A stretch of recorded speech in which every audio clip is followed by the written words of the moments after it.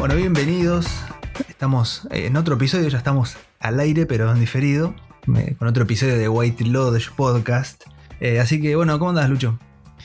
Hola, buenas noches. Bueno, buenas noches, buenos días, buenas tardes para el horario que lo estén escuchando. Bueno, como The Truman Show. Exactamente. En caso de que no nos veamos, buenos días, buenas tardes y buenas noches. Qué buena película. Tiene que salir un podcast para esa. Sí, película. Para las dramáticas de Carrey. Sí. Bueno, ¿todo bien? Todo bien por acá. Quedándome en casa, que no queda otra. Sí, mal, ahora que se viene el frío. Y ahora acá, no sé cómo está por donde vivís vos, pero a las 6 cierra todo y no podés estar afuera. Sí, acá también son nuevas medidas. Sí, el año pasado era hasta las 7, no sé por qué tan temprano. ¿Era hasta las 7 o era hasta más? El año pasado era hasta las 7. Después lo extendieron hasta las 8. Pero nos cortaron las piernas de una. Sí, pero bueno, no queda otra. No nos vamos a meter en las medidas del gobierno porque... En las medidas ni en las mañas de los podcasteros. No. Incluso, bueno, veía el otro día que la mayoría de los podcasts son esto, ¿no? Son charlas y conversadas, no es demasiado formal. Incluso está bueno que no sea demasiado formal. Nosotros también nos fuimos soltando un poco, ¿no? Pero veía a alguien así que decía que le aburrían los podcasts, diciendo, no me interesa lo que diga un desconocido, habla de lo que quiero escuchar y listo. Pero eso es lo que tiene un podcast, porque si no, para eso te ves videos bien armados, bien grabados y ya está. Olvidar. Y un poquito de imágenes. El podcast es como que tiene un poco eso de charla entre amigos que por ahí escuchás y sentís como que podrías participar tranquilamente. Obvio. Y yo prefiero escuchar... Casi ripea el micrófono. Yo prefiero escuchar estos tipos de podcast también. O sea, que no censures a mi micrófono cayéndose, ¿eh? Bueno, dale, lo dejamos. Y tampoco voy a censurar que estoy tomando un mate, así que... yo prefiero... Esto, bueno, se convirtió en un podcast de coso, de ASMR. Es un relajo esto. Sí, yo prefiero esto también, ¿eh? Que no sea demasiado formal, así que bueno. Pero bueno, vamos a arrancar ya con el episodio. Retomamos con las series, que hicimos ya un par de episodios. Ahora hacía bastante que no nos metíamos en las series.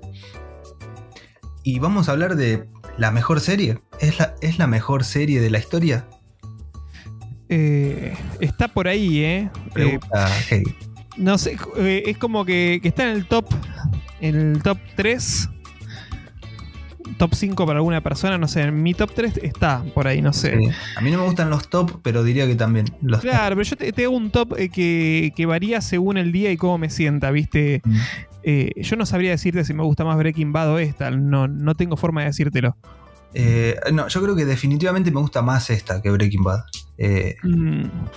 No sé. Breaking Bad me produjo... emociones que no sé qué claro, bueno, únicas de esa serie. Lo que vos decís con Breaking Bad a mí me pasó, por ejemplo, con Lost, que fue la primera serie que seguí día a día o semana a semana. Bueno, a mí con Lost me pasó que la vi toda después de que ya había terminado y no fue lo mismo, ¿viste? Es como que me veía una temporada tras de otra y no entendía, o sea... Es como que si la vas viendo semana a semana, año a año, es como que toda esa generación que la vio quedó fascinado y a mí no me pasó. Claro, aparte que fue el tiempo también que surgió un poco, o explotó un poco internet, los blogs y demás, había mucho debate. Pero sé que la serie no es buena como es The Wire o Breaking Bad, pero me encanta. A lo mejor me gusta más que Breaking Bad todavía, pero sé que ha derrapado un poco y es menos buena, digamos. Decir que derrapó un poco es poco. Sí. A mí me gusta igual el final de Lost. Era algo que esperaba, pero sé que bueno, no ha gustado en general, pero nada, está bien, yo estoy conforme. Ha habido muchos mejores, pero sí, estoy conforme. Y bueno, y ahora justamente estamos hablando de The Wire, o acá creo que en el país que fue Bajo Escucha, ¿no? Que se tradujo, creo. Bajo Escucha en España y Los Vigilantes en México. Los Vigilantes, The Watchmen en México. Se confundieron los mexicanos y vieron la de Zack Snyder. Claro, sí. Bueno, ahora que hablamos de la traducción, The Wire ya de entrada es una serie que casi que pide a gritos ser vista en el idioma original. Y y en lo posible, si alguien sabe inglés, que no es mi caso, o sea, más o menos, pero con subtítulos en inglés, porque es, digamos, la dialéctica, una dialéctica que usan prácticamente muy... De Baltimore. Claro, ¿cómo es que se llama? Se me fue la palabra, muy nativa del lugar. Sí, ¿no? regional. Es muy regional, es como una serie hecha por cordobeses, digamos. Que no la pueden traducir ingleses. Bueno, que justamente había leído de que le costó enganchar el acento al actor de McNulty. Claro. Y lo fue mejorando el acento a medida que pasaban las temporadas. Dominic West, el actor. Sí, sí. Sí, porque aparte, bueno, ya un poco metiéndonos, ¿qué es The Wire, no? Cuando hay que recomendar esta serie, es difícil decir que es una serie sobre algo en específico. Y si es sobre algo en específico, yo creo que son dos cosas. Primero, Sí. Baltimore, que es la ciudad. Es una serie sobre Baltimore, que Baltimore es lo más bajo del país, más que nada en esa época, que fue entre 2002 y 2008, ¿no? Sí, aparte es una época de bastante crisis. Claro, exactamente. Y Baltimore representaba eso, lo más bajo del país. Creo que la serie es una sobre eso y la otra es lisa y llanamente sobre la gente de Baltimore. Son, sí, las calles, las costumbres y sobre todo la droga. O sea, cómo te afecta toda la ciudad, cómo se mueve la sociedad en cada extracto, porque también la temática de cada temporada es como que se enfoca en un aspecto diferente, pero siempre está, esto es como transversal a la vida de todos.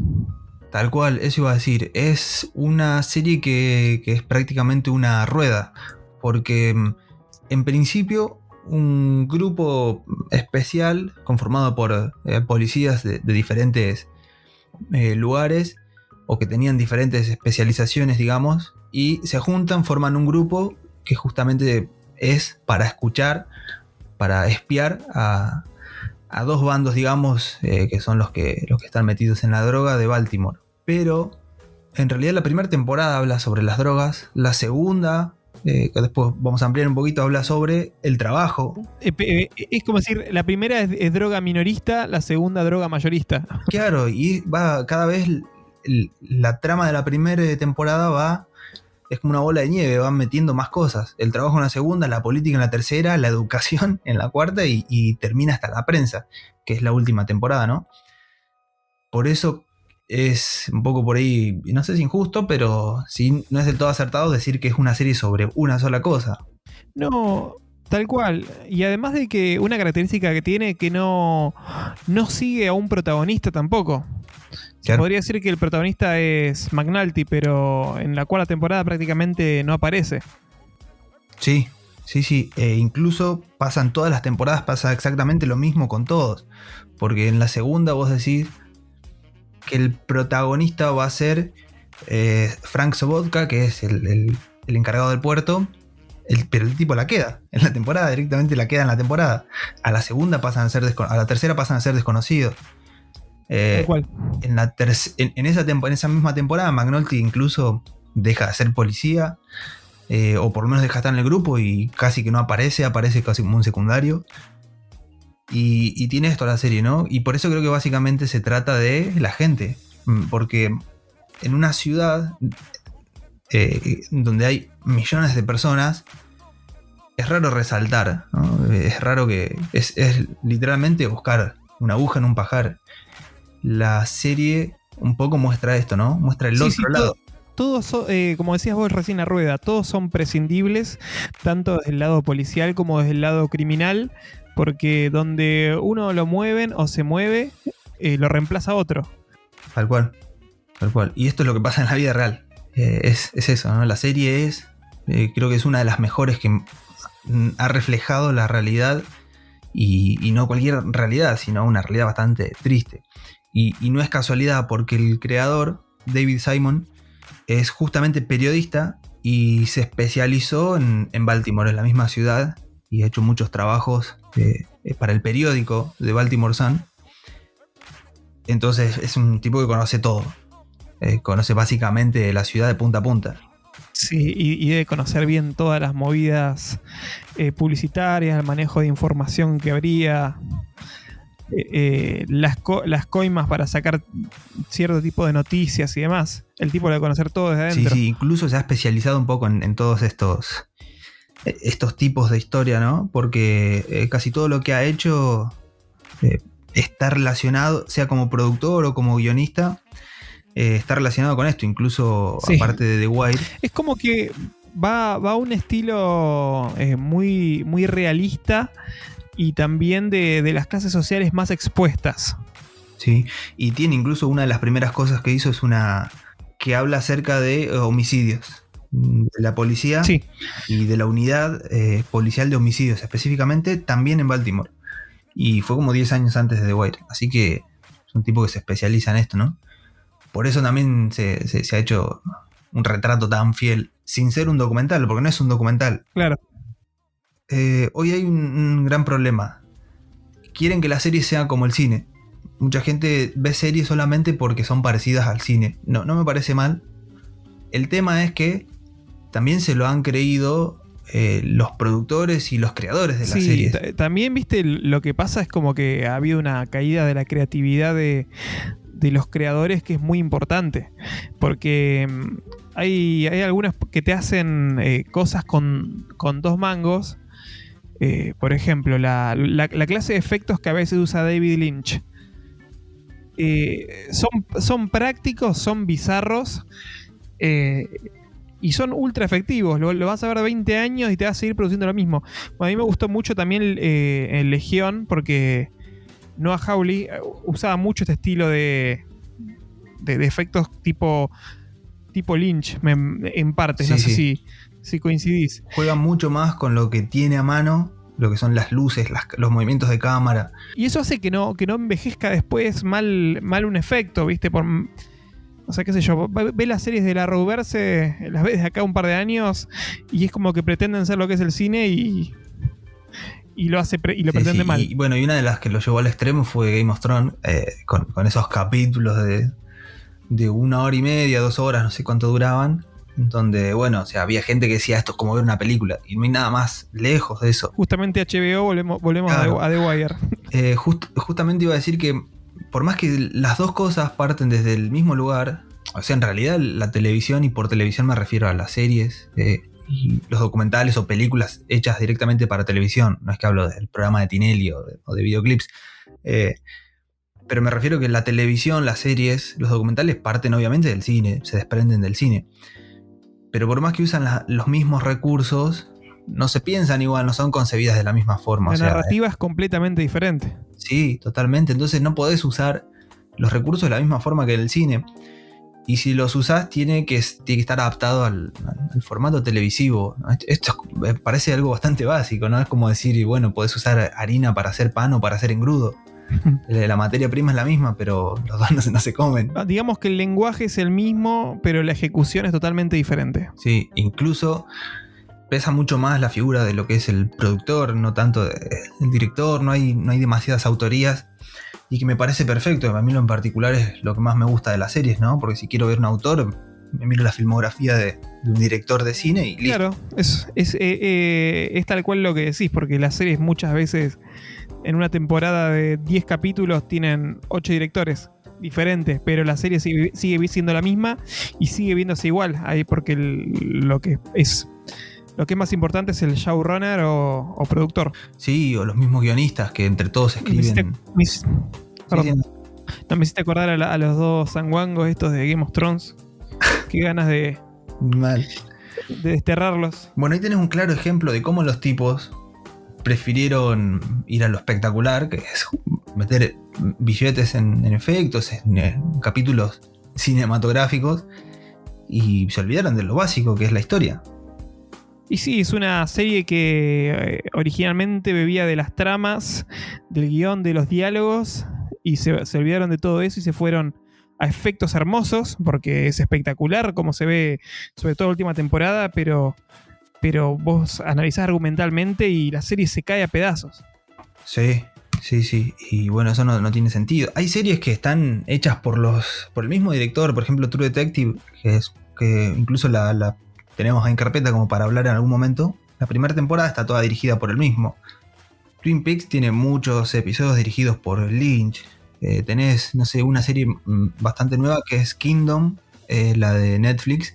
La dirigen dos tipos nada más, una temporada uno y la otra el otro. Bueno, una cosa que me parece interesante es, por ejemplo, cómo Fincher es como que se aproxima de forma diferente cuando, por ejemplo, hizo Zodiac que haciendo Mindhunter, que pasan en la misma época, pero como el tipo enfoca de forma diferente según cuál es el medio en el cual va a ser expuesto, o sea, serie o película. Tal cual. Y mucha gente dice, esta es la serie de Fincher. Y en realidad tiene varios directores. ¿A qué voy con esto? Que en televisión, en el formato serie, el tema autoral no es fundamental. Como tampoco lo es en el cine, porque no quiere decir que un autor, que no ser autor sea sinónimo de malo. Pero bueno, creo que The Wire es una de las series que más entendió cómo usar el lenguaje cinematográfico y adaptarlo al formato en el que existía. Y esto había leído una vez que Simon, el productor, cuando se empezó a filmar la serie, viste que está toda filmada en 4:3 en este ratio. Pero creo que a la cuarta temporada el formato televisivo pasó a ser en alta definición. Creo que ellos pasaron de SD a HD. Y aún así, Simon no quiso cambiar el formato, no quiso pasarse a 16:9, ponele, porque entendía que la serie no lo necesitaba y le iba a hacer mal. Sí. Porque con el formato 4:3 primero pudo retratar mucho mejor lo que es la realidad de Baltimore. Y incluso este formato 4:3 no impidió que la serie tenga movimientos de cámara geniales. Es muy común, además de un plano medio de dos personas hablando y que se ve atrás del hombro, detrás del hombro de uno. Además de esto, que digamos es algo común en las series, The Wire tiene movimientos de cámaras que son narrativos.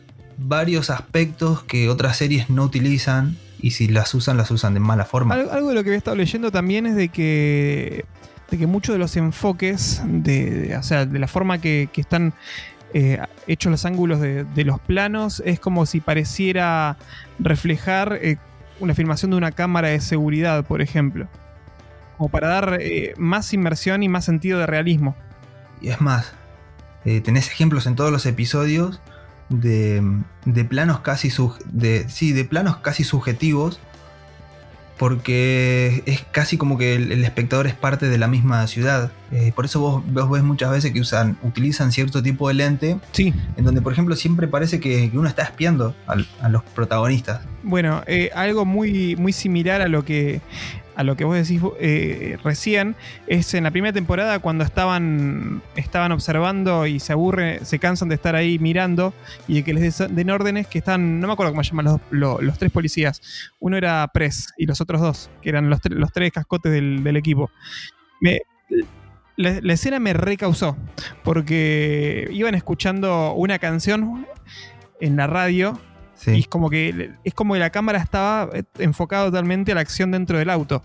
Y de repente te cambia totalmente al lugar donde ellos se dirigían, y cómo escuchás que se acerca la música, empieza a sonar desde lejos hasta cerca. Te cambia totalmente la perspectiva para ver cómo serían los dos ángulos de visión. Exacto. Y eso tampoco es al azar, porque es una serie con mucha música diegética, que parte de esto que decís, personajes escuchando una radio o de fondo en un televisor, y juegan mucho con esto, ¿no? Desde los puntos de vista, siempre involucrando al espectador. No es una serie que te aparta, es una serie que constantemente te hace parte de ese universo. Es como que busca hacerte sentir lo que realmente pasa en las calles. Sí. Y esa escena de Carver y Herc son los dos que decías. Sí. Lo refleja. Y hay otra también que es, si no me equivoco, creo que es al principio, el primer episodio, en donde la cámara arranca enfocando un monitor atrás de un mostrador, y entran McNulty, no me acuerdo si con Daniels o con quién entra, y la cámara hace tipo un movimiento para arriba, un traveling muy cortito, y vemos entrar a McNulty primero los vemos a través de la pantalla y después los vemos entrar directamente por la puerta como si nosotros fuéramos el seguridad que estaba viendo el monitor. Y en realidad después hace otro movimiento y el que está viendo el monitor es otro. Entonces juega con esto un montón. Pero lo hace de una forma natural que si no estás prestando atención no lo notás. Sí, se puede hacer un análisis capítulo a capítulo. Pero bueno, esto y sumado a la música, que la música incluso ya empieza a jugar desde las introducciones. La misma canción reversionada temporada a temporada. El tema principal se llama Way Down in the Hole, que es de Tom Waits, me había olvidado. Sí. Todos los primeros episodios de las 5 temporadas empiezan de la misma forma. Empiezan con 2 o más personas conversando sin música. Lo único que se escucha son sonidos de ambiente.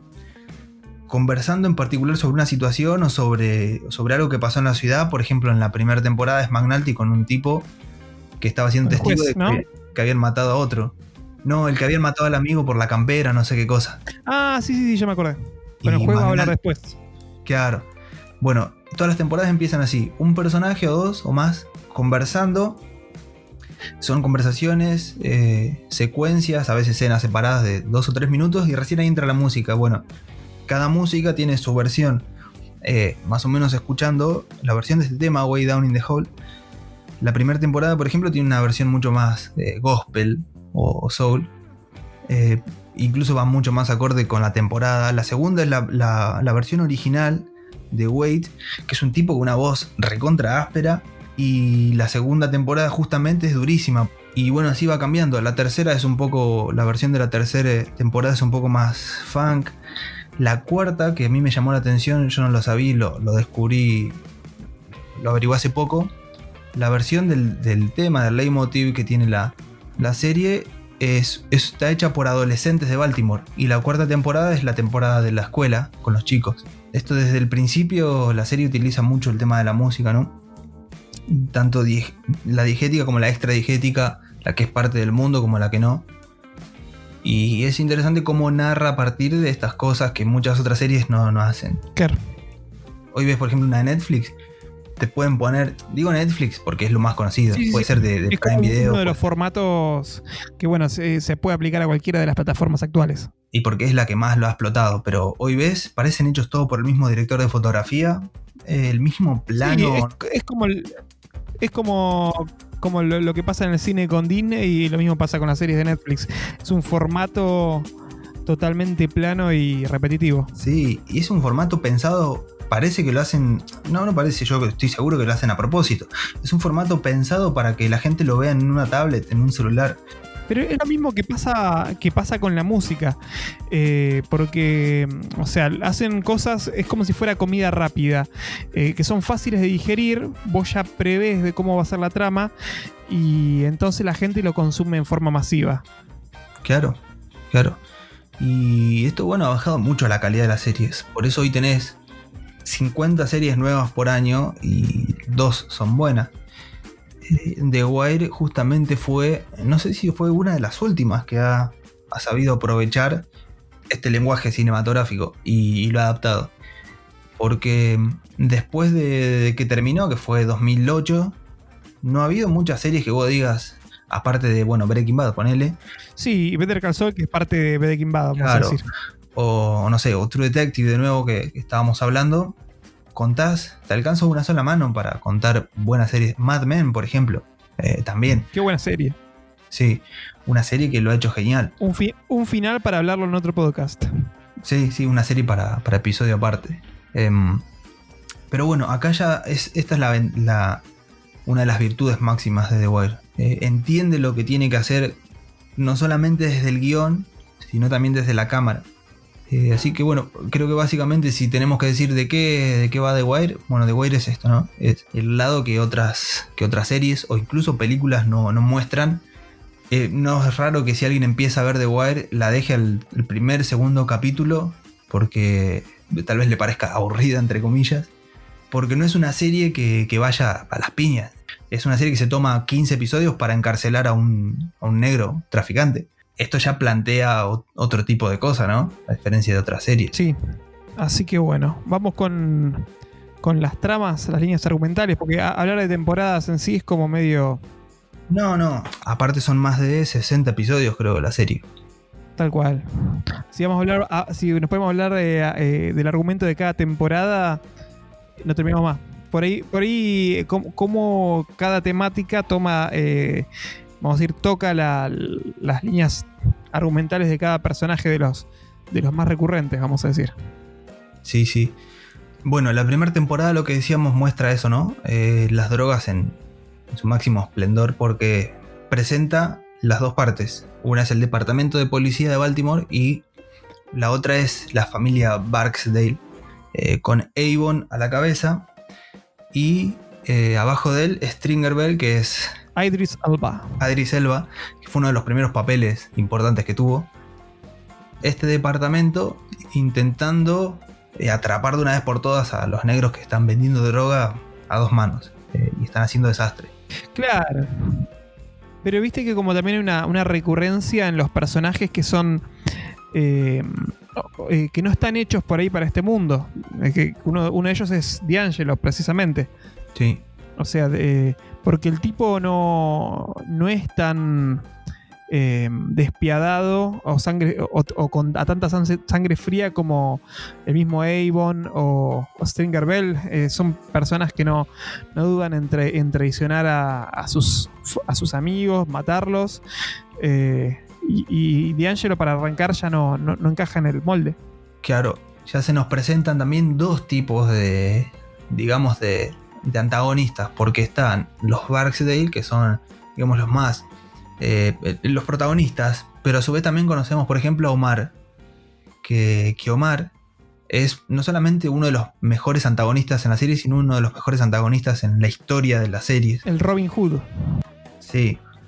Y es un personaje que hoy en día sería polemiquísimo, porque es un negro gay y asesino. O sea, es todo, y también está metido en la droga. Pero la serie hace enseguida la diferencia, ¿no?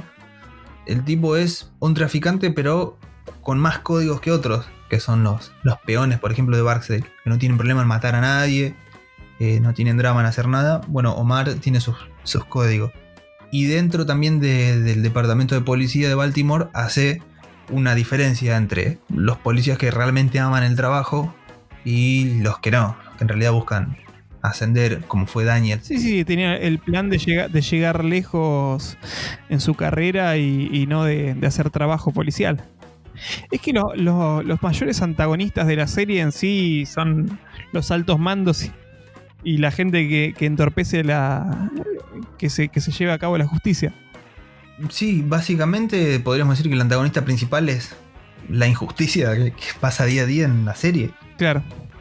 Parece que todo, desde el más chorro, desde el más drogadicto, desde el más falopero hasta el policía más honrado, todos quieren llegar al mismo lugar, que es escalar posiciones dentro del lugar en donde se encuentren, tener la aprobación de otros y llegar a lo más alto, es eso. Tal cual, excepto McNulty, que es un tipo totalmente autodestructivo, no teme en prenderse fuego a sí mismo, a los compañeros, amigos, enemigos, prende fuego a todo el mundo. Nada, no interesa nada. Y que aún así, lo que decías de McNulty, el tipo tiene buenas intenciones, pero es totalmente autodestructivo. O sea que la serie siempre plantea como que no hay blancos y negros. No hay. Y no hay nada que se pueda hacer sin pagar un costo. Sí.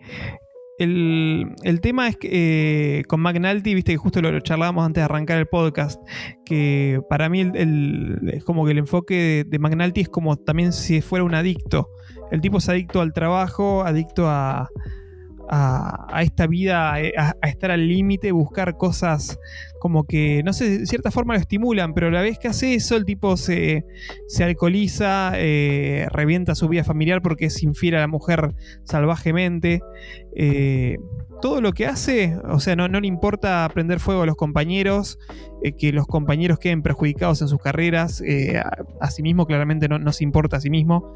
Y la única temporada que realmente se lo ve como entero es la que se aleja de estar de detective, cuando pasa a ser un policía normal de barrio. Claro.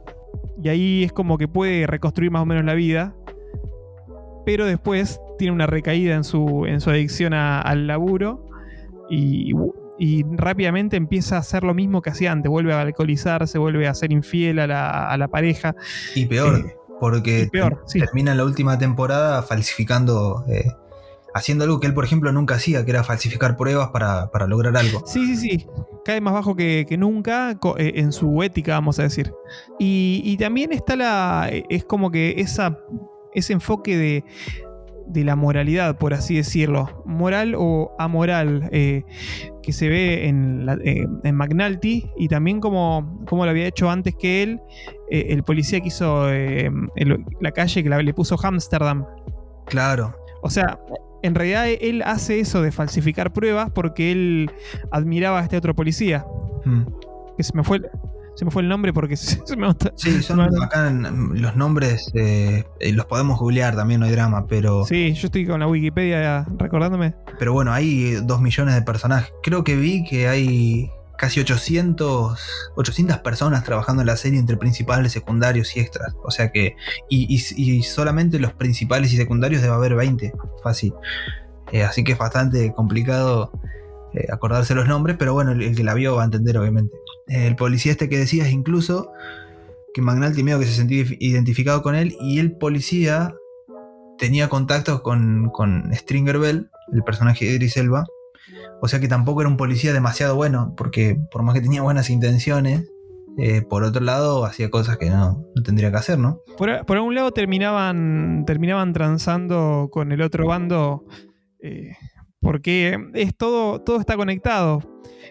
También es como que esa es la idea de la serie, que cada temporada se centra en un enfoque totalmente diferente de la sociedad, pero a su vez cada ámbito de la sociedad hace que esta rueda siga girando y este sistema se siga repitiendo. Cada personaje es literalmente un mundo aparte. Es una serie que abarca tanto que te va metiendo cada vez más. Entonces llega un momento que vos, a lo mejor cuando termina la primera temporada, ya estás familiarizado con todo, pero te lleva 10 capítulos o 12, no me acuerdo cuánto tiene. Y bueno, la primera temporada ya plantea esto, ¿no? Ya muestra cómo es mucho más importante la ciudad y lo que se hace dentro de la ciudad que los personajes. Porque al final McNulty medio que consigue atrapar a Avon, y en realidad el tipo termina preguntándose qué hice, por qué. Porque se da cuenta que no cambió nada en la ciudad. Lo único que cambió es que ahora el que era líder de la organización va a estar preso un tiempo, pero en la calle sigue igual o peor. Y la organización sigue girando y lo reemplazan a Avon por Stringer y sigue girando. Y empieza también cada comienzo de temporada se hace igual, y cada final de temporada se hace igual, de la misma forma. Todas las temporadas terminan partiendo desde un personaje y desde ahí haciendo medio una recapitulación de lo que pasó, mostrando justamente cómo no cambió nada después de todo lo que pasó, y haciendo una introducción para la otra temporada. El final de esta primera temporada es buenísimo. Termina con un plano de Idris Elba, el personaje de él, mirando casi a la cámara fijo, cerrando los ojos, y desde ahí el montaje hace tipo un encadenado, un fundido con 2 tipos pasándose plata. Sí. Y la serie básicamente es esto, cómo todo sigue girando y siempre hay alguien atrás. Así es.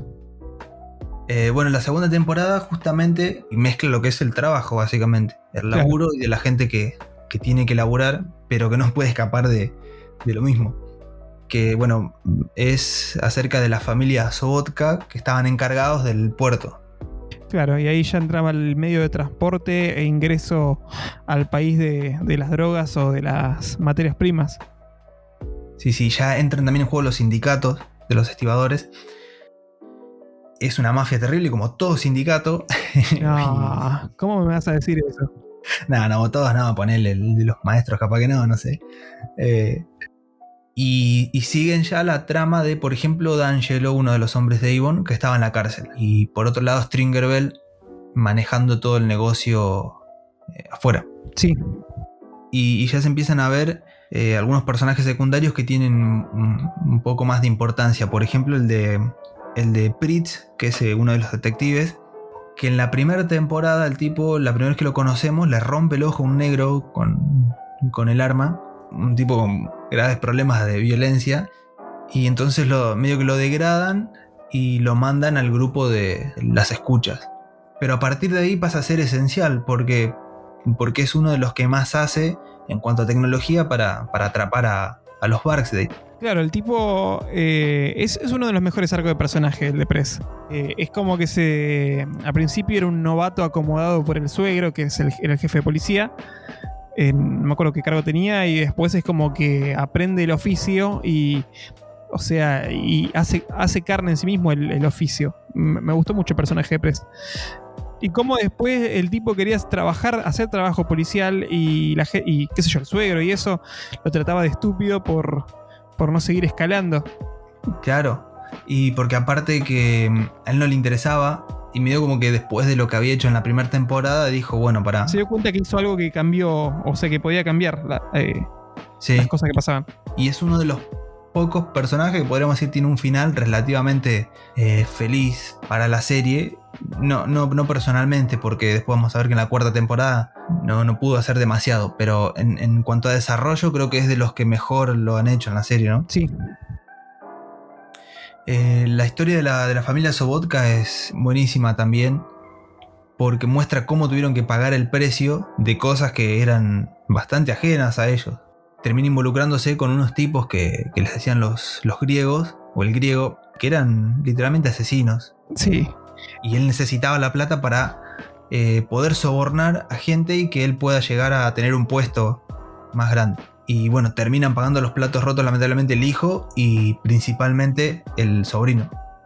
Y una cosa interesante, que el tipo, el griego, ni siquiera en una escena dice, ni siquiera soy griego. Y el tipo nunca sabés quién es. Sabés que es alguien que está entongadísimo con el gobierno, o con alguien importante de defensa, porque en la quinta temporada es que cuando lo quieren investigar, alguien del FBI es como que hace saltar la ficha y nunca sabés quién es ni por qué tiene tanta influencia. No, y encima termina prácticamente ganando el tipo, porque después al final vuelve a aparecer. Es uno de los que justamente se sale con la suya, como pasa en la vida real. Porque bueno, estamos hablando con spoilers, ¿no? Frank Sobotka muere, el hijo queda... que el hijo era un estúpido, que se creía... Tremendo inútil. Sí, un inútil total. Y termina preso encima por nada, porque... Se empezó a creer que era un capo por vender droga. Claro, y al final mató a un loco por nada, literalmente, cuando termina preso, pero el que termina pagando... Perdón, yo me estaba diciendo el sobrino de que empezó a vender droga de la nada, el que vos decís, sí, el hijo de... Sí, de Sobotka, y bueno, y termina preso, pero el sobrino a su vez iba a decir eso, es el que a lo mejor peor salió parado. ¿Por qué? Pues no solamente que empezó a traficar lo que decías, sino que al final... fue el único que sobrevivió, digamos, de la familia, que quedó libre, pero quedó solo. El final ese es tremendo. Muestra él que va caminando por el puerto, digamos por el lado de la ciudad, pero mirando el puerto, y parece que va un auto que lo está por liquidar, que ya para ese punto en la serie no sería nada llamativo, al contrario. Y no pasa nada. En realidad la serie mete un vértigo shot de atrás al personaje, apoyado en el alambrado, casi como preso, libre pero preso, y a través de los recuerdos empiezan a hacer, bueno, pasa el montaje recapitulando toda la temporada, con él abriendo los ojos, llorando, y que en realidad no lo seguía nadie, se va solo caminando por la vereda y no hay nadie alrededor. Termina siendo peor prácticamente que la muerte del padre o que el primo encarcelado. Sí, termina mucho más vamos a decir, roto, perseguido y culpable. Nada cambia. No, nadie gana y nada cambia. Todos salen perdiendo de una forma u otra.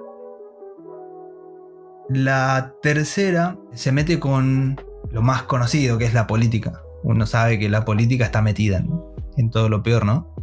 La política no, los políticos, mejor dicho.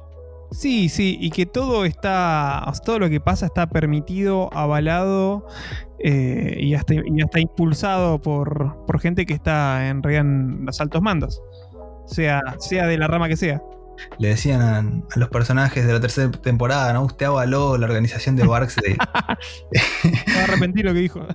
Sí, usted se tiene que arrepentir de lo que dijo, pero no, los tipos la habían avalado de verdad. Sí, bueno, es esto, ¿no? Muestra básicamente eso, la política en su máximo esplendor.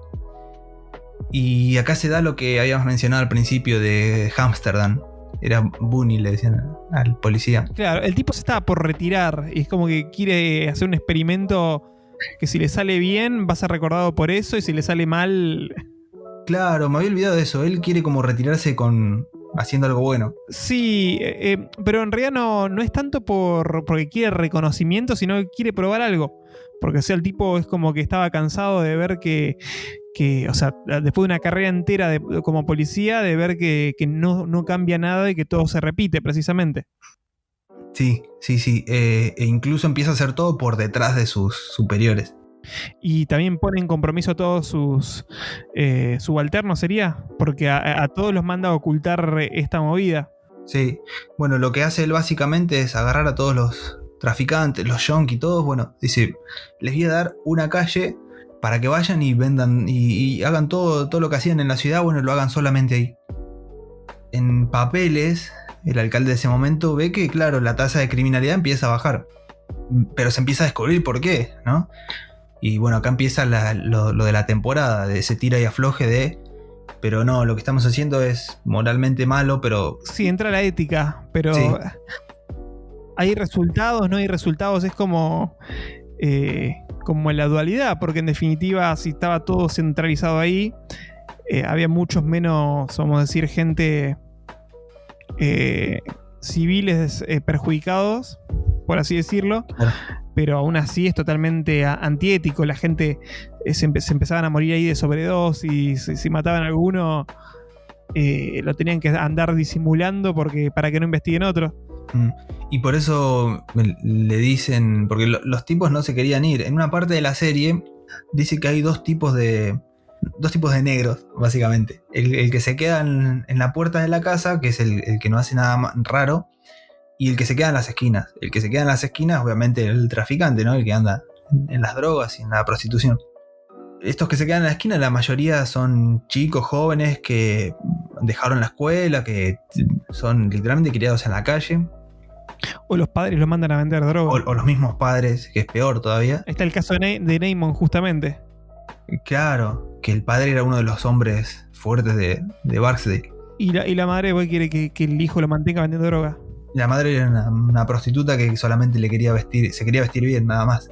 Y bueno, Bunny le trata de explicar a los negros. Dice, che, mirá, fíjate que va a ser una calle que es como Ámsterdam. Y no entiende nada. Tipo, me causó mucha gracia esa escena porque, claro, en Ámsterdam y otras ciudades europeas se ha reducido, digamos, el crimen en la calle por diferentes medidas que han tomado. Y claro, los negros, acostumbrados solamente a vender droga en la esquina, no entendían nada. Y bueno, les dice, vayan para allá, que confíen en mí, que no les va a pasar nada. Y sí, por la gran mayoría, en la gran mayoría de la temporada no les pasa nada hasta que les pasa. O sea que ni siquiera pueden confiar en la palabra de alguien que trata de hacer algo bien, ¿no? Porque bueno, terminan desarmando todo, obviamente. Termina saliendo a la luz lo que pasaba y incluso entra también en juego el personaje de Cardetti. Cardetti era, ¿no? Sí. Cardetti, ¿cuál me decís? El personaje de Aidan Gillen. No, Cardetti es el jugador, Carcetti es, ahí me acordé. Que es el sí. Concejal. Es el concejal que quiere llegar a ser alcalde. Siempre fue un escalador. Eso iba a decir. Que tiene el mismo personaje en un contexto totalmente opuesto. Porque en Game of Thrones era esta clase de personaje, ¿no? Y acá es básicamente lo mismo, un poco menos malicioso tal vez. Pero el tipo quería hacer cosas como para poder llegar a ser alcalde, ¿no? Y bueno, la temporada 3 lo empieza a meter a él y muestra cómo también depende mucho del color de piel en la serie. Sí, poniendo en contexto, Baltimore era de población afroamericana en su mayoría. Y casi nunca había ganado un alcalde blanco en esa población.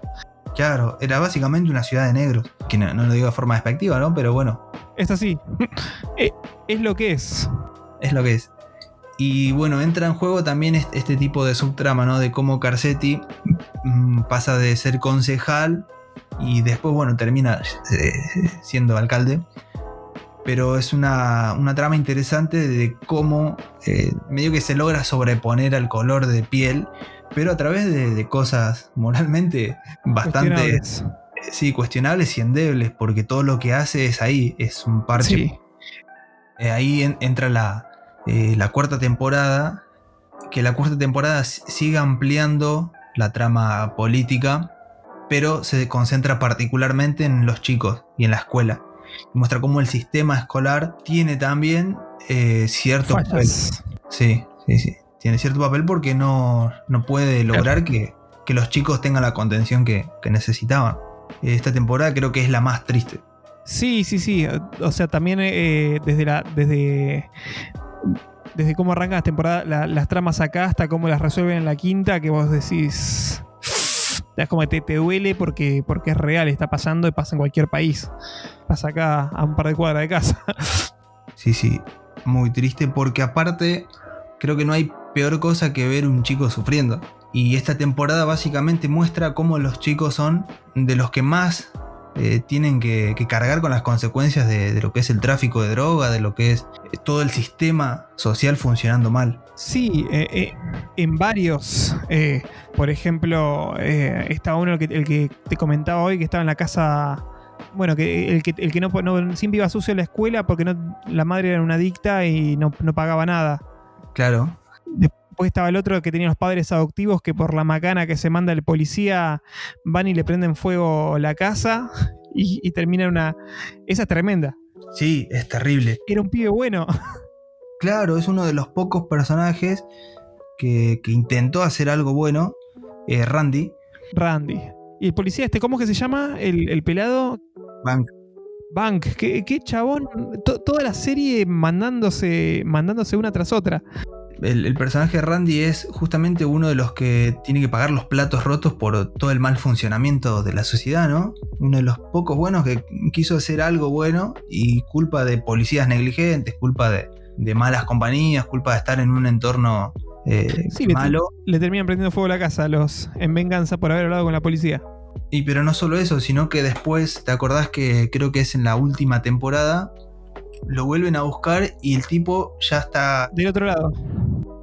Sí, pasó a ser justamente parte del lado malo de la ciudad. Sí, que encima el pibe lo que pasó es que lo empezaron a tratar de rata por haber hablado con la policía. Y encima, de rata soplón. De soplón, sí. Y cuando va al orfanato que lo mandan, ya ahí sabían que el tipo era soplón y lo revientan a palos. O sea que el tipo tuvo que endurecerse a la fuerza o si no, lo mataban. Claro, y encima vio toda la temporada cómo la policía, en particular, por ejemplo, Bank, que decíamos, le promete una cosa y termina pasando otra. Ve cómo en la escuela no tiene la contención que tenía, ve cómo ni siquiera tiene un hogar, porque no solamente que literalmente le prenden fuego a la casa, sino que la familia ni bola. Casi que no tenía otra salida que convertirse en lo que se terminó convirtiendo, ¿no? Otro adolescente más consumido por la calle, por el tráfico y por la sociedad en sí. Y peor todavía es lo que le pasa a Duki. Era un chico al que Pretz le dedica mucho tiempo porque se da cuenta que era capaz que el que más contención necesitaba. Claro. Y vos ves toda la temporada, que esto lo charlábamos antes, ¿no? Toda la temporada parece que va camino a mostrarte que va a tener un final feliz y tiene el peor final. Sí, tal cual. Bueno, no sé si el peor final es uno de los tantos finales hechos pomada. Pero es como que te rompe un poco el corazón porque, no sé, uno está tan acostumbrado a ver en las series que en las películas Disney me enseñó que se puede cambiar, que se puede... ¿viste? Aparte que el chaboncito, no sé, te mostraban que en la escuela se enganchaba con la computadora, decís va a aprender, se va a conseguir un trabajo, no sé, va... Y bueno, va y encuentra la droga y ahí se queda. Sí. Entonces tenemos al grupo de los 4 chicos. ¿Cómo se llama el otro, el que tenía hermanito? Michael, que es el que un poco más de importancia tiene para la serie. Porque en esta temporada también, se presenta a Marlo, que es, digamos, el que destrona a Avon y a Stringer Bell, que muere. Stringer Bell en la tercera temporada muere. O sea que de los Barksdale prácticamente no quedan muchos rastros. No, y Avon ya se le había acabado el trono. Claro. Y bueno, toma el lugar Marlo Stanfield que se llama, y sus dos manos derechas, digamos, que me parecen personajes geniales, que es el de Chris Partlow, que se llamaba, y Snoop, que es la chica. Chris y Snoop, qué buenos personajes. Terrible, personajes cínicos, o sea, incluso Snoop creo que ni siquiera era actriz, es una chica que agarraron de la calle, si no estoy equivocado, como pasa con un montón de personajes en la serie. No son actores, sino que son gente de Baltimore, literalmente. Y bueno, son altos personajes estos dos, y entre los dos medios que apadrinan a Michael. Sí, que Michael al principio no quería meterse, no quería hacer nada. Y al final, no me acuerdo por qué era cuál era lo que hacía. Ah, no, lo del padre, que era que era un violador. Claro. Que lo habían sacado de la prisión y el tipo tranza para que maten para que lo revienten al padre. Antes de que abuse del hermano más chiquito. Claro, y que ahí él le hace el clic a Michael, porque ve que lo dejaron libre al padre. Entonces dice, pará, este tipo es un abusador, golpeador y queda libre. Y lo tengo que aguantar en casa. Entonces es cuando se va con el hermanito y medio que lo apadrinan, lamentablemente, Chris y Snoop con Marlo, ¿no? Y lo empiezan a meter en esto del tráfico de drogas, y no solamente eso, sino que de los 4 chicos termina siendo el único que mata. Sí, el que más se mete en el mundo, porque o sea, una cosa es ser el que vende en la esquina, y otro es el que aprieta el gatillo y dispone de la gente. Encima, como hacía la banda de Marlo, que mataba a decenas, centenas, no sé. Algo que me parece muy interesante con Marlo es que la policía tuvo 1.000.000 de posibilidades de poder pararlo antes de que se convierta en lo que se convirtió. Pero siempre fue frenado por burocracia. Están a punto de atraparlos 2-3 veces. Y cada temporada el tipo crece más y más y más, y al final termina siendo más grande que Avon. Claro, y encima tenía otra mentalidad. Porque Avon era la clase, podríamos decir, traficante, que se regía más por códigos, ¿no? Por nombres. Lo único que le interesaba era poder manejar las calles. No le interesaba la plata, no le interesaba nada. A Marlo lo que le interesaba era no tanto tener un nombre en sí. El tipo quería ser el único, el que manejaba todo. Era más radical, vamos a decir. Claro, y no tenía problema en romper los códigos que hasta ese momento la calle tenía. Por eso termina siendo un personaje que termina siendo, digamos, un poco como enemigo del resto de los traficantes. Vamos conociendo, por ejemplo, el personaje de Joe. Proposition Show. Un personaje genial. Qué buen personaje el gordo que... Le aparece, no sé si 10 veces en toda la serie. Pero siempre la rompe, o sea, estaba metido en todas el gordo. Claro. Y bueno, Marlo claramente era sangre nueva, en pocas palabras. No le importaban los códigos, ni siquiera tenía el mismo tipo de calle que habían tenido los demás, por ejemplo los Barksdale. Entonces, bueno, es otro tipo de enemigo también para la policía, ¿no? Para el cuerpo policial. Sí. Empiezan a usar los celulares, lo que decía al principio de cómo la serie misma también se va adaptando a la tecnología en la vida real, porque arrancan con las escuchas re básicas en computadoras viejísimas, y a través de las temporadas uno ve cómo la tecnología va avanzando y ellos la empiezan a usar de otra manera. Los criminales van cambiando, la policía tiene que adaptarse. Algo muy parecido a lo que está haciendo Better Call Saul ahora también. Porque suceden en la misma época, ¿no? En esos 2000 que empezaban a mutar un poco. Y bueno, Marlo justamente utiliza lo que es los celulares descartables, que era como toda una novedad, y la policía también, medio que se usa como para resolver el caso, ¿no? Entonces, bueno, la cuarta temporada termina otra vez mostrando esto, como no solamente los 4 chicos... y que no mencionamos a Randy. Que no mencionamos a Namon, el otro chico, el cuarto, que era el hijo de uno de los hombres de Avon Barksdale, que era el que de entrada era el que peor iba a terminar, porque vos veías la historia ya de la familia y... Sí, el padre tipo, era el sicario de los Barksdale. Claro. Y termina siendo el que mejor la saca, porque termina siendo adoptado por Bunny y la esposa. Y el tipo termina estudiando, yendo al colegio y graduándose. Sí, también es como esa idea de que ninguno de los pibes era originalmente malo o turbio. Pero, o sea, cualquiera de ellos pudo haber sido salvado. Pero lo adoptaron a Namond y el resto fueron devorados por la calle. Sí, y la serie misma propone que lamentablemente la vida es injusta porque termina sacándola mejor el que a lo mejor menos lo merecía. Claro, no era el más bueno al principio, vamos a decir, era el más... o sea, tiene una personalidad bastante desagradable. A mí el que me mataba de risa era el chiquitito, que tenía como 7 años y... Sí. Y bueno, termina teniendo un rol importante. Mata o sea, él era el nene, pero me da risa porque hablaba como un adulto. Sí, pero bueno, creo que desde a partir de la tercera temporada por ahí ya se lo empieza a mostrar que lo usaban, digamos, para vender. Y en el final de la temporada, Pretz, el policía que en esta temporada termina siendo profesor en una de las escuelas y le da clases a estos chicos. Y bueno, al final Pretz medio como que va a ver qué pasó con los chicos y termina enterándose que Duki, que era el que más bien le caía, terminó siendo un drogadicto. Y en una parte viene el negrito el nenito, y le dice: ¿qué querés? Loco, ¿querés algo? ¿Querés comprar? Y no le da bola a Pretz. Se va y el negrito le escupe el auto de atrás. O sea, ya tenía 7 años. Durísimo, y era terrible. ¿Viste? Cuando se robaba el dinero de una venta. Decía, no, claro, no, de Namond. Vino un negro y dice, sí, a Nemo, que era a Namond, que era re inútil en la calle. Dice, no, vino un negro y me reventó la puerta y me llevó toda la guita. Dice. Es muy gracioso, que voy a buscar la escena. Y Namond encima que se hacía el picante y termina haciendo un 4 de copas. Solamente que se hacía el picante porque el padre era picante, pero termina siendo peor este nenito, que en la última temporada termina matando a Omar. Y que irónicamente Omar, para esta temporada, ya era el antagonista principal. Ya lo buscaban todos, tanto los malos como los buenos, la policía, los traficantes, todos lo buscaban por algo. Y Omar termina siendo víctima de la calle.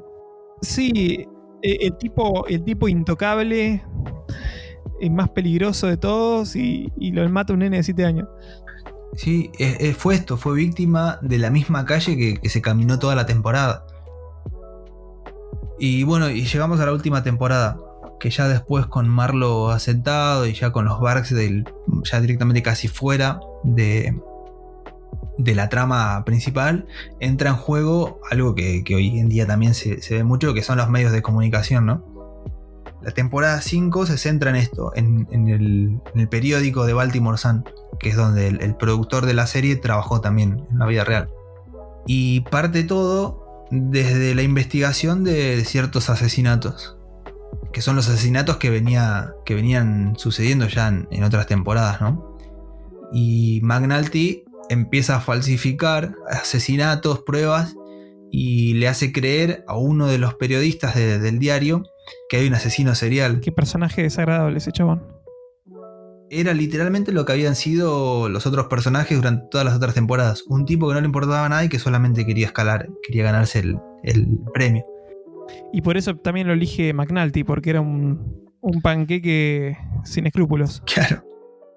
Pero a veces no tomamos conciencia o no tenemos noción de lo que hacen para llegar a ese lugar. Bueno, la quinta temporada un poco que muestra eso, ¿no?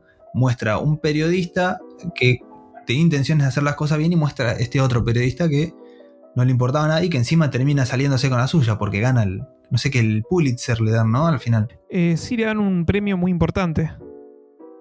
Y muestra un poco la temporada cómo los medios de comunicación influyen, cómo sirven para bajar o subir personas, cómo sirven para comunicar lo que quieran a la gente común. Un poco para falsificar o falsear también estas historias cotidianas que nosotros conocemos porque las estuvimos viendo, pero el resto de la gente dentro de la serie muchas veces no conoce, ¿no? Todo lo que pasaba. Bueno, el diario se encargaba un poco de transmitir la información según lo que ellos querían. Y bueno, y a todo esto no hemos mencionado personajes, por ejemplo, como Bubble. Babsy también... o sea, hay un montón de personajes que no me he mencionado, pues, no, pero otro que me encanta es Levi, Maurice Levi, el abogado. Claro.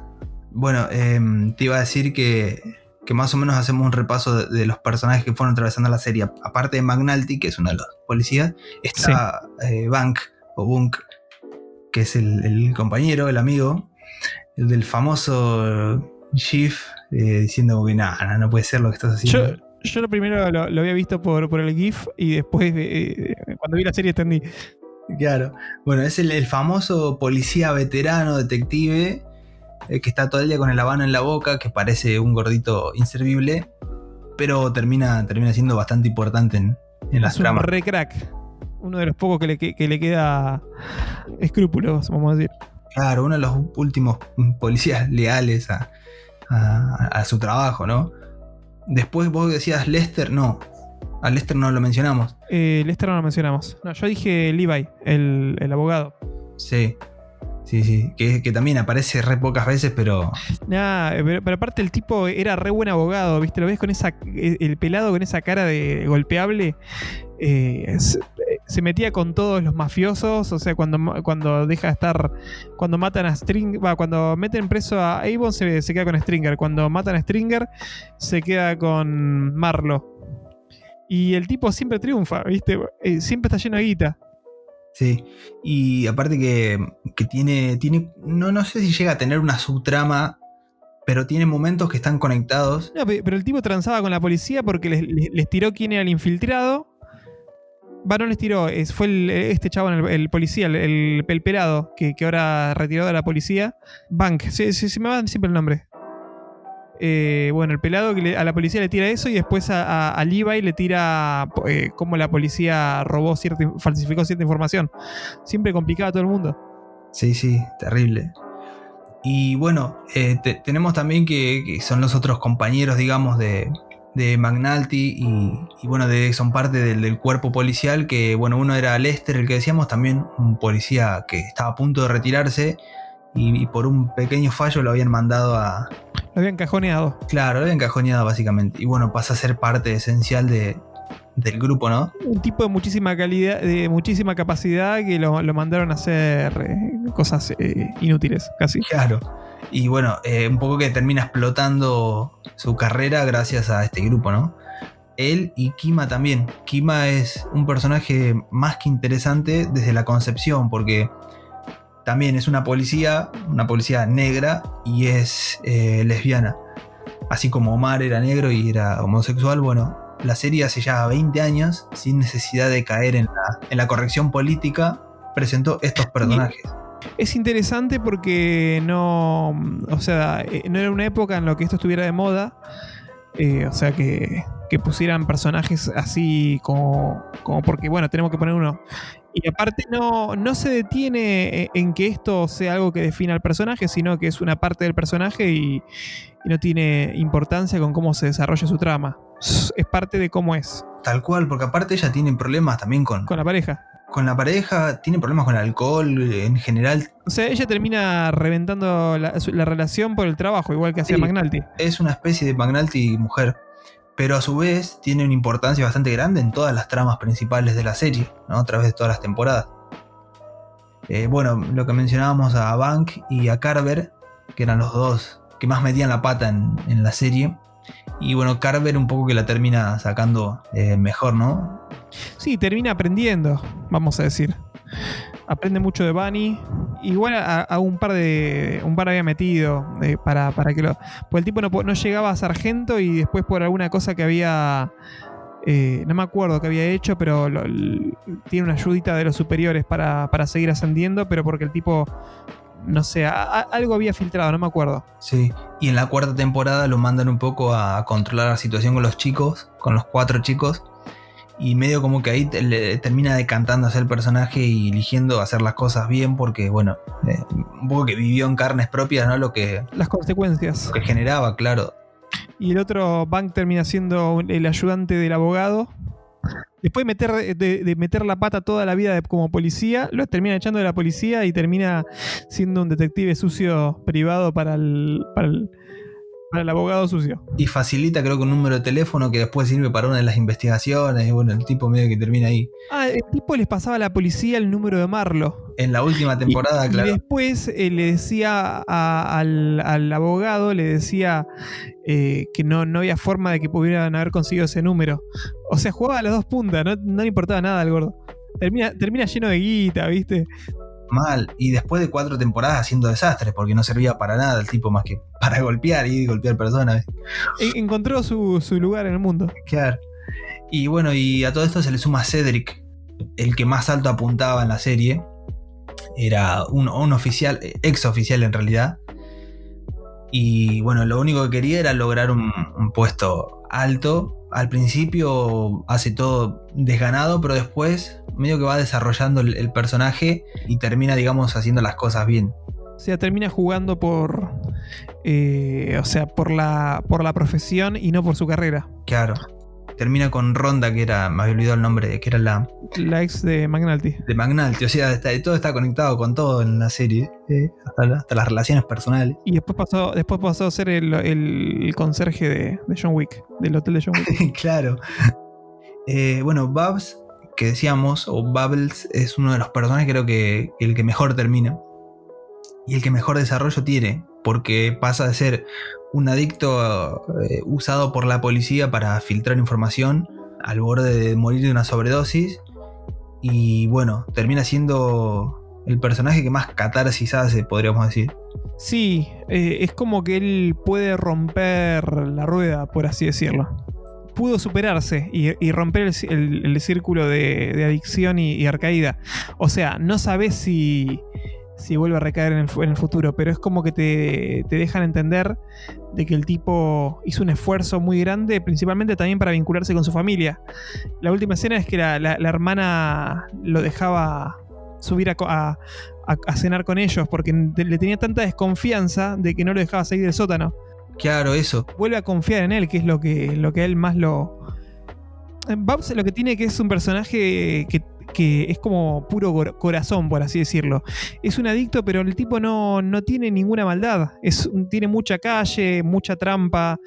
Y aparte siempre es una figura como paternal para otros adictos que son más jóvenes y están entrando en la calle. Sí. Y después en parte hay muchos. Pero por ejemplo a mí uno que digamos, me dio bastante lástima, a pesar de que el tipo no era buena persona, era Body. Te terminas encariñando, igual que McNulty. Sí. Bueno, Body arranca la serie siendo el que mata al amigo, al personaje de... El primo de Pantera Negra. Sí. Antes de quedar mamadísimo, como dirían los mexicanos. Michael B. Jordan. Michael B. Jordan. No me salía reconocido el tipo, no me salía el nombre. Está en la primera temporada, es repibe, tienen así 13, 14 años. Y es uno de los chicos que también lo usaban medio para ir para traficar y demás, pero decide salirse. Y siempre me queda una frase que dice Omar, creo que también en la misma temporada, que dice "All in the game, yo". Estás en el juego y tenés que meter todo al juego, no puedes salir, como ellos le dicen, ¿no? The game. Sí. Lamentablemente el personaje de Jordan es un nene que en cierto momento quiere salir y termina muerto, lo mata uno de sus amigos, y uno de estos amigos es Body. Uno de los personajes que medio pasando las temporadas medio que recapacita y en la última, bueno, termina ayudando a la policía, a McNulty, y lamentablemente termina muerto el tipo. O sea, cuando tiene la única chance que tiene de salir y que aprovecha, no puede salir. Porque lo hacen percha. No, pero se había entrevistado con McNulty y no le había dicho nada a McNulty, aunque él estaba en desacuerdo con Marlo, y lo terminan matando igual. Algo así era, creo. Porque Body se da cuenta que la calle había cambiado, o sea, Marlo la había cambiado para mal. Incluso ellos mismos, los mismos traficantes, la notaban mal. Y bueno, termina creo que diciéndole, está bien, te voy a ayudar, y no llega. O sea, lo hacen percha. Sí, hay muchos personajes que me gusta una banda. Me gusta mucho el personaje del político de Clay Davis. Ese me encanta. Tan cínico. Y cuando insulta que dice shit. Es mortal el tipo ese. El político sucio que encima termina siendo defendido por el pueblo y cae parado. Es uno de los muy crack. personajes más reales de la serie, literalmente. Sí. Me gusta Lester. Lester es tremendo personaje. Y termina dentro de todo bien, o sea, aunque se ensucia un toque con McNulty al final, pero es como que termina con la vida más entera porque el tipo sacó a la mina esta de la prostitución y es como que tiene una buena relación y como que bueno, el tipo pudo reencarrilar su carrera, por así decirlo, que estaba totalmente destruida, por así. Estaba ya totalmente cajoneado. Sí, tiene una historia bastante copada. A mí también, bueno, sí, me gustó el personaje. De los que, digamos, atraviesan toda la serie, creo que el que más me gustó es el de Pretz. Sí.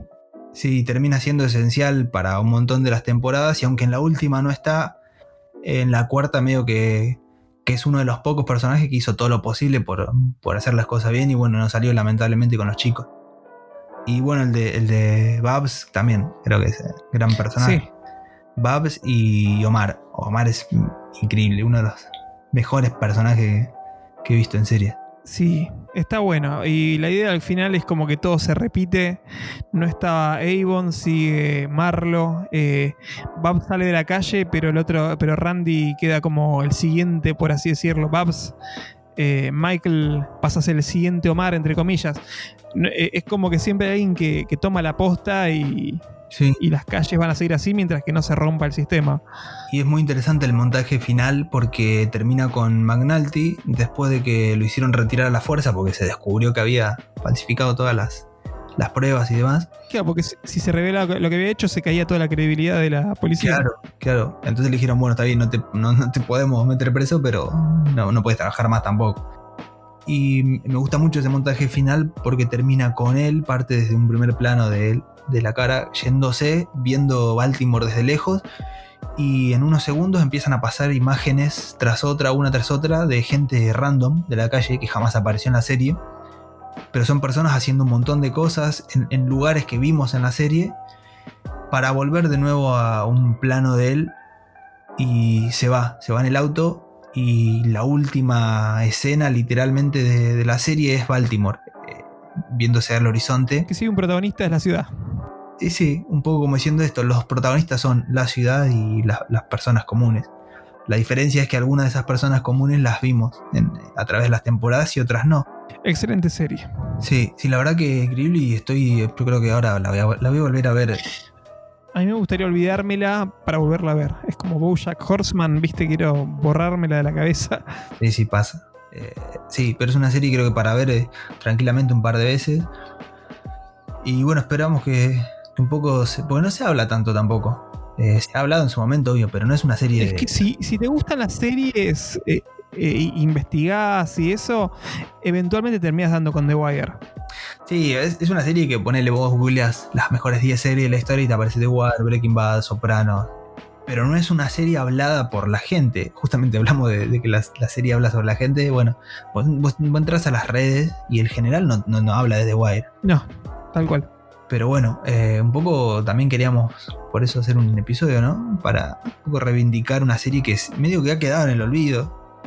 Me hace acordar, no sé, ponerle Lawrence de Arabia, la película. Qué buena película, chabón. Qué buena película. Pero viste que muchos dicen, es una de las mejores películas de la historia. Pero ¿cuántas veces entras a Facebook, a Twitter, a Instagram y ves a alguien hablando de Lawrence de Arabia? Sí, vos sabés que hace 2 días me estuve viendo un análisis de la película. O sea, es una película que vi hace un tiempo y me voló la cabeza. Sí, terrible. Bueno, son 4 horas monumentales. Es literalmente la épica, la famosa película épica. Sí, aparte que totalmente realista, o sea, todo lo que pasó con el tipo. Sí.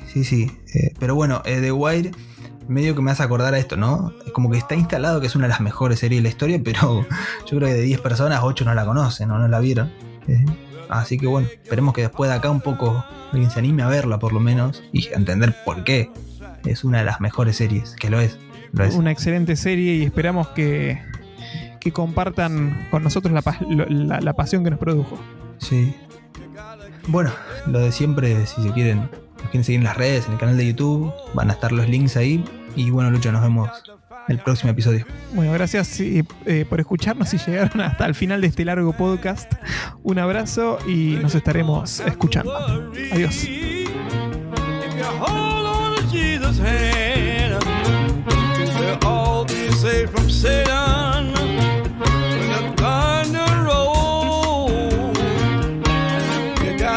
The devil